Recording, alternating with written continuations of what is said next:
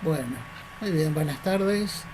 Me alegro que estemos en este último trayecto del arte etrusco para comenzar a ver la última parte que tiene que ver con pintura etrusca, que es quizás lo que más se difunde, ya que principalmente los etruscos ornamentaban las tumbas, digamos, la última morada, con estas pinturas que tienen un claro reflejo de situaciones que son propias de la vida cotidiana y también un poco nos dejan traslucir ese interés que había en el mundo etrusco de disfrutar de la vida presente. Es una enseñanza que probablemente se haya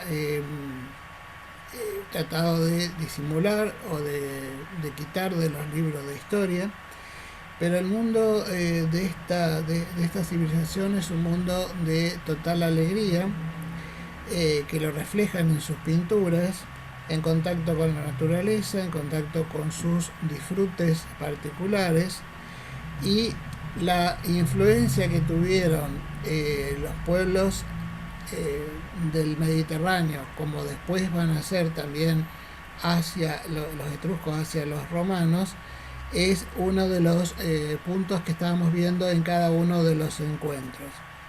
Aquí vamos a ver, a partir de las tumbas y sus ornamentaciones funerarias, cómo algunas costumbres se trasladan desde Grecia a Etruria, y de Etruria también se trasladan a Roma, en Roma van a tomar una nueva circunstancias de acuerdo a la idiosincrasia propia del mundo romano. En esta primera diapositiva estamos viendo la tumba de los leopardos. Se llaman así por los dos leopardos que están pintados en la parte superior de esta falsa cúpula. Y lo interesante es ver que en la fauna itálica no había leopardos. Evidentemente son figuras de mucho poder, con esa idea de remitirnos a los animales totémicos, en donde esas fieras, ya sean los leones, los leopardos o quizás algún otro felino mayor que es propio de Asia y de África, también llegan a estas culturas. Si bien los leopardos son felinos de una potencia impactante, aquí los estamos viendo en un medio natural totalmente benéfico. Tanto es así que casi están como espejados, con una clara simetría, un animal de otro, separados por un árbol o un arbusto totalmente geometrizado.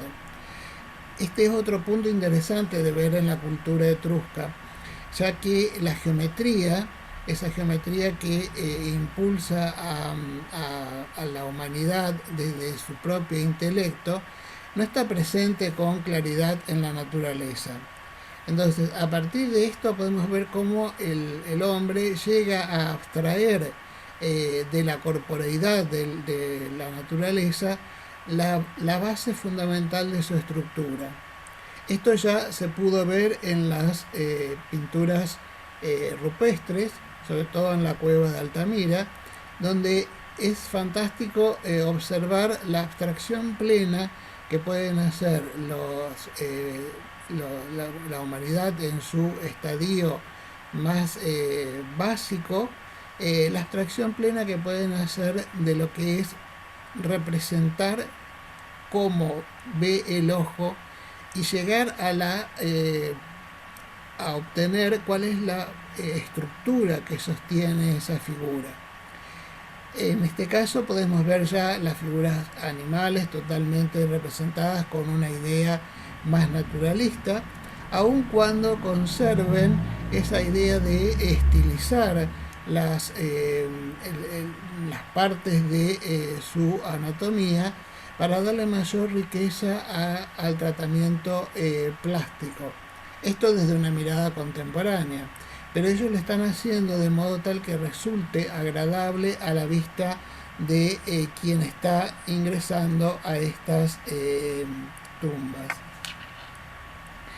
Si pasamos a la siguiente diapositiva, vamos a ver otra tumba muy importante, que es la tumba de los augures, que está llamada así por los sacerdotes o adivinos que están en la parte frontal de la tumba, casi como un respaldar de estos sarcófagos que aparecen como lechos mortuorios, y estos augures están tratando de adivinar el futuro a partir de alguna técnica que muy probablemente sea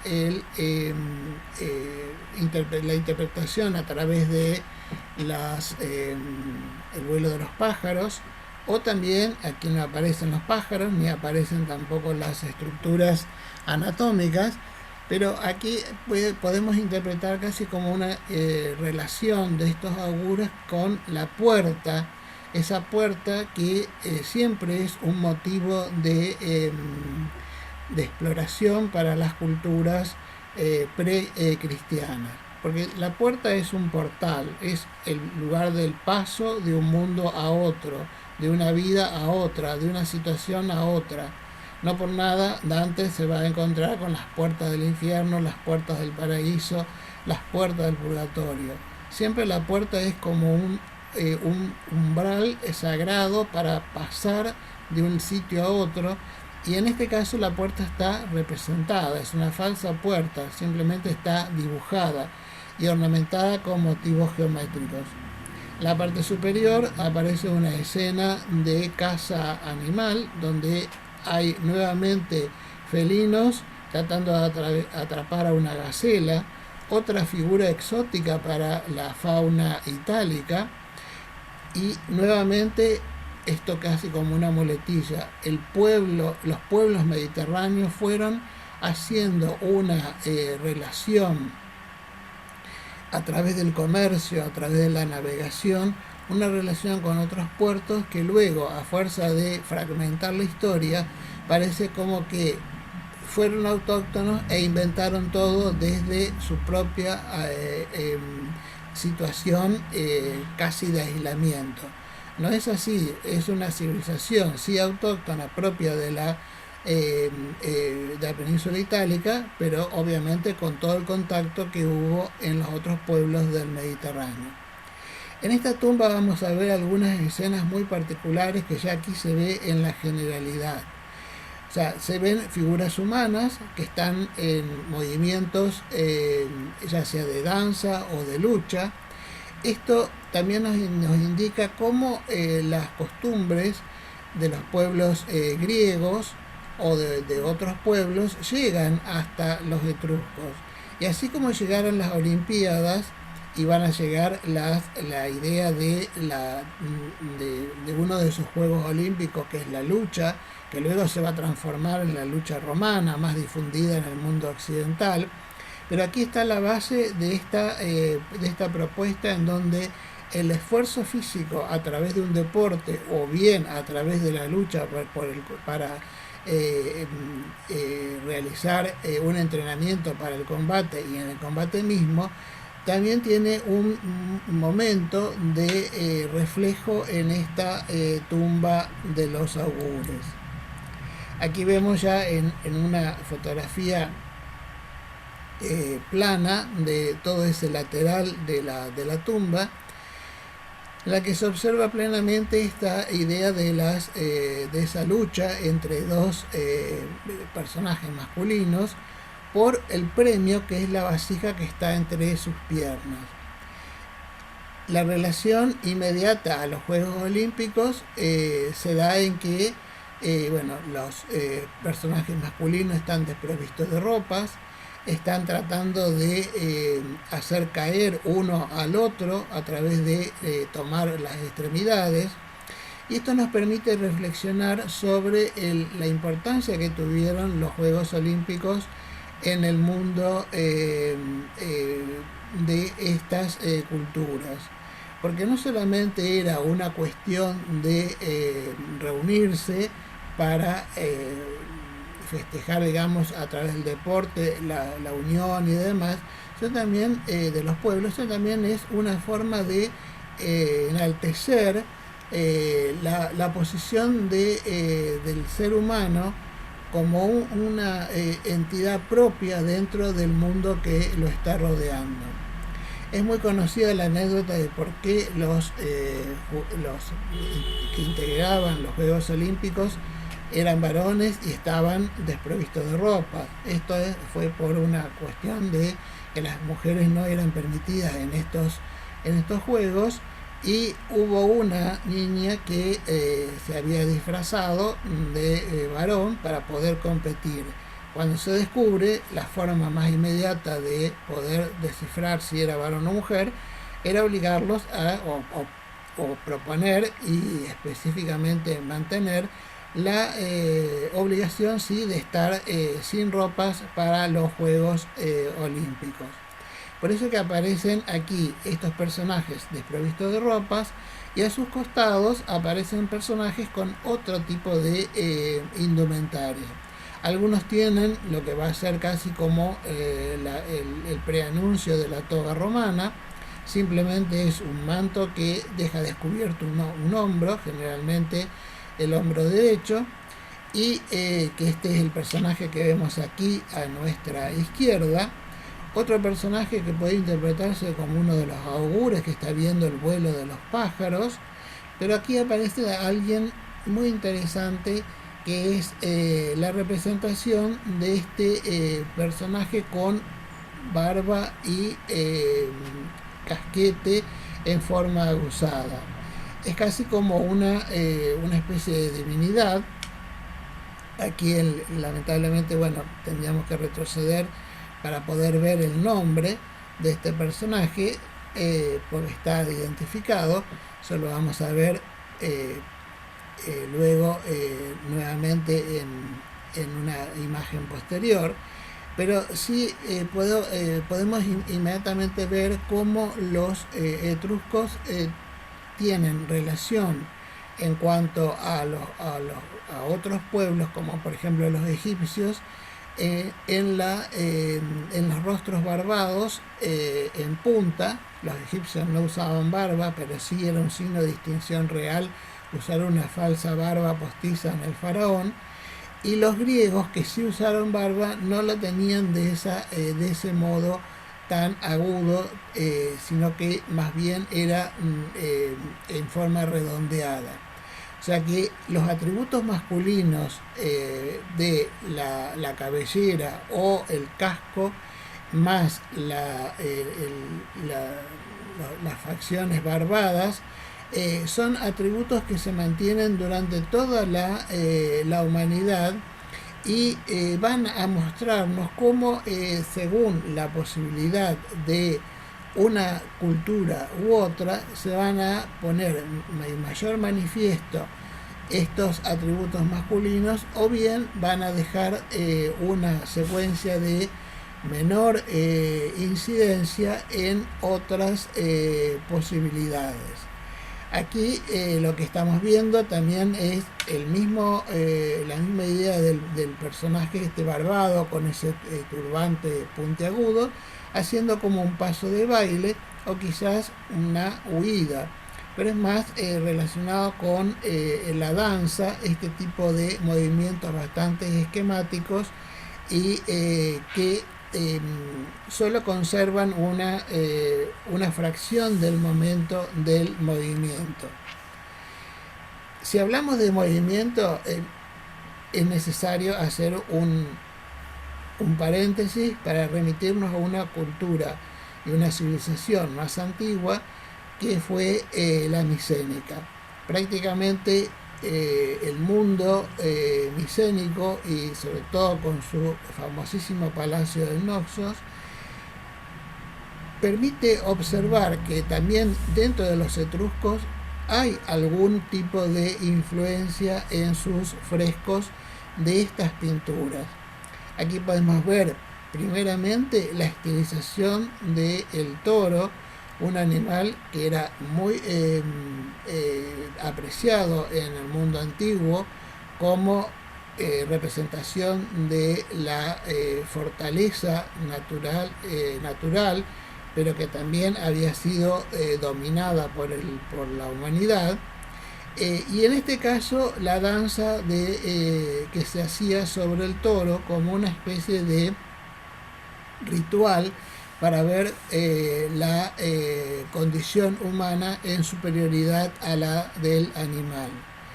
Esta idea de la danza sobre el toro luego se va a transmitir hacia otros momentos de la historia, llegando hasta prácticamente nuestros siglos con las corridas de toros.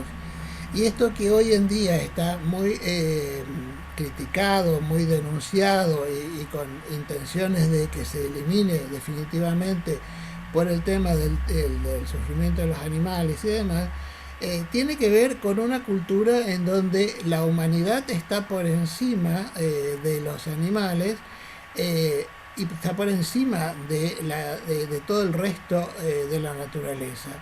Pero tiene que luchar para estar encima de esa naturaleza.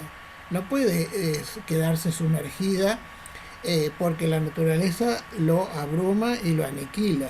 Esta es la enseñanza que nos da esta pintura, en donde aparece este toro tan frecuente en la cultura micénica como una fuerza que va desde el minotauro hasta la misma idea de luchar contra la fuerza bruta del animal, y que va a llegar también a la zona de Etruria, y nos va a permitir ver que las tumbas etruscas tienen una cierta similitud a estos frescos del palacio de Nosos. O sea, podemos ver que alrededor de la estancia están los asientos o el trono para poder disponer a la reunión, y los muros afrescados con figuras que representan la naturaleza. Una naturaleza en forma más plana que volumétrica, con cierta tendencia a la estilización extrema, que permite, nuevamente insisto en este término, ver la estructura natural antes que la forma tal como el ojo la observa desde el mundo visible.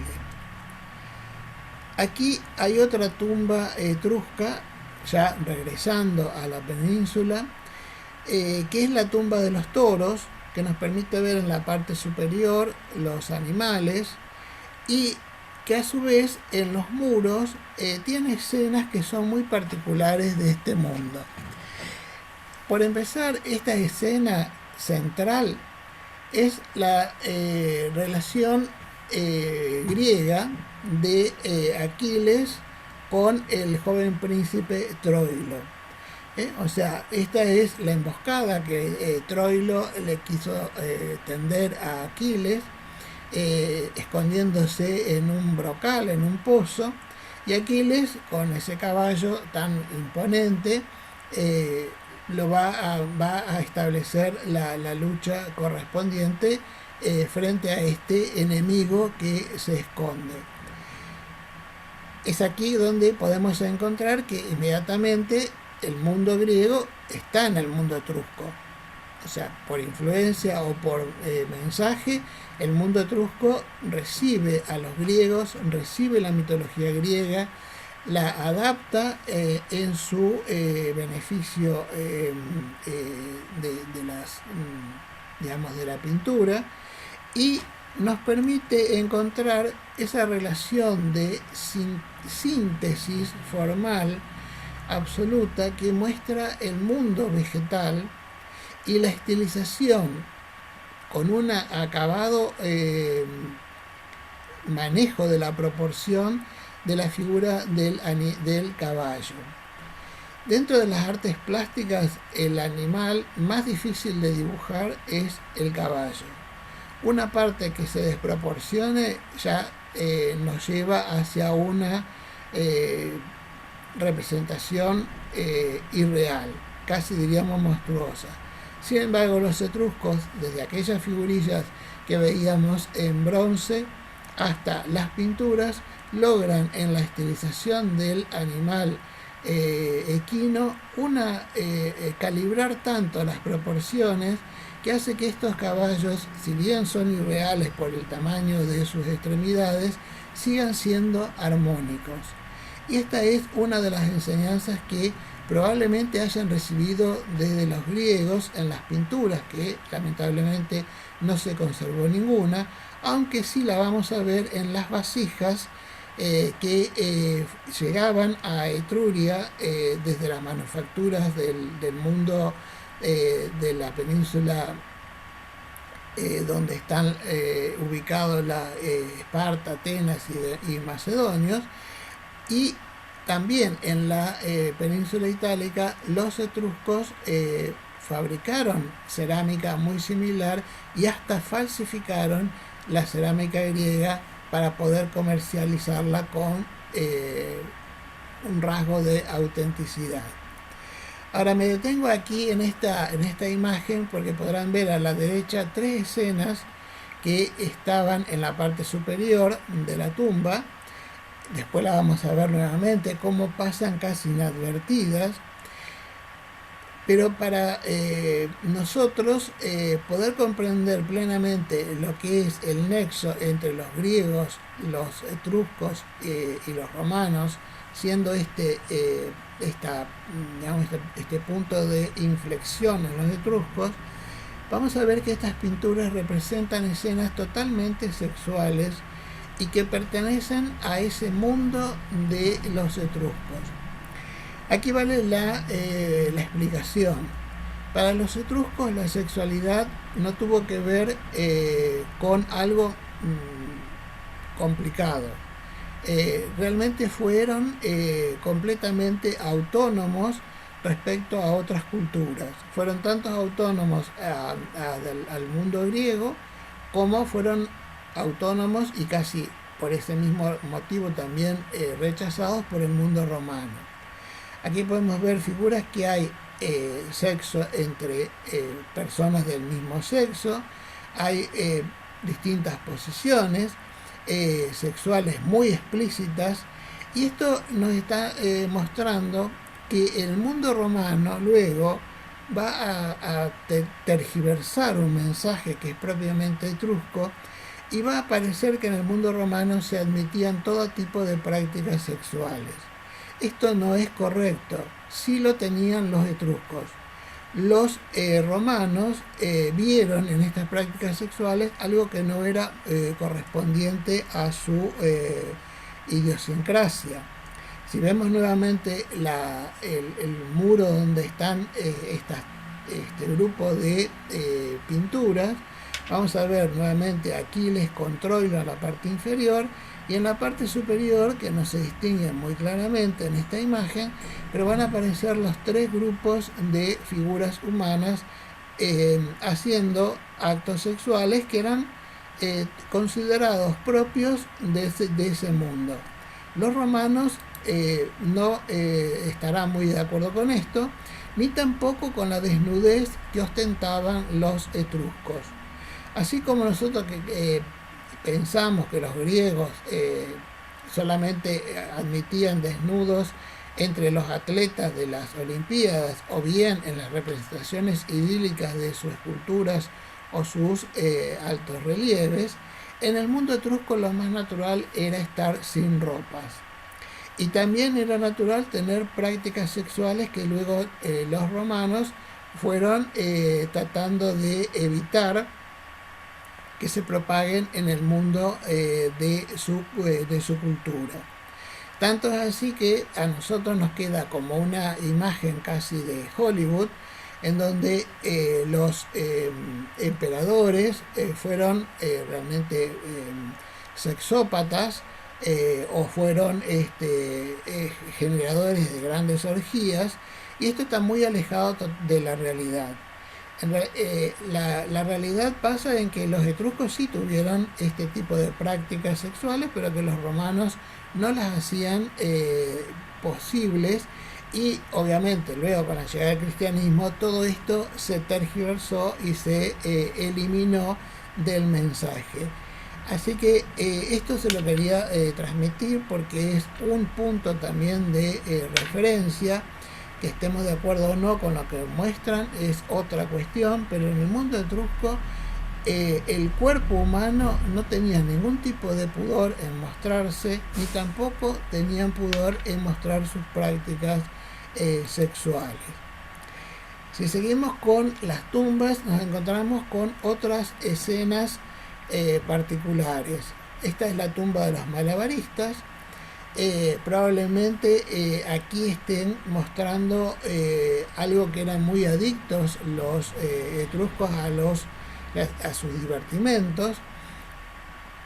Siempre tengamos en presente que para ellos la vida del mundo terreno era una vida totalmente clara, o sea, en el sentido de que había que vivirla con plenitud.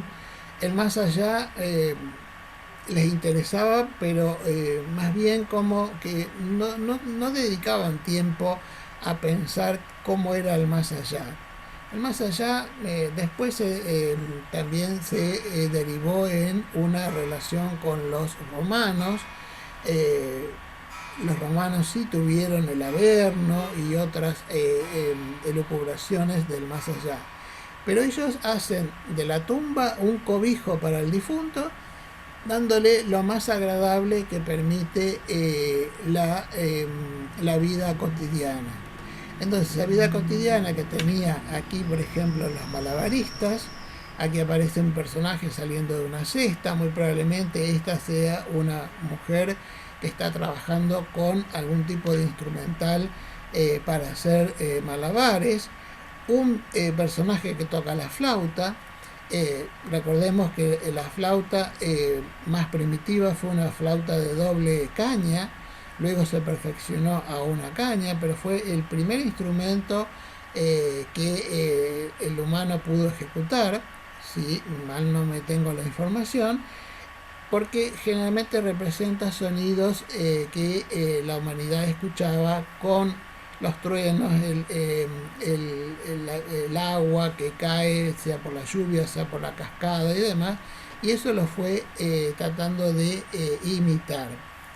A su vez, en este sector aparece una figura sedente que muy probablemente represente al difunto.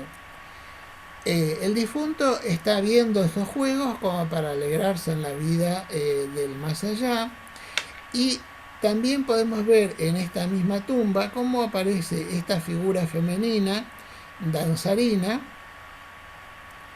que nos... Bueno, perdón, dejo de grabar y finalizo y nos encontramos dentro de un ratito porque se me terminó el tiempo.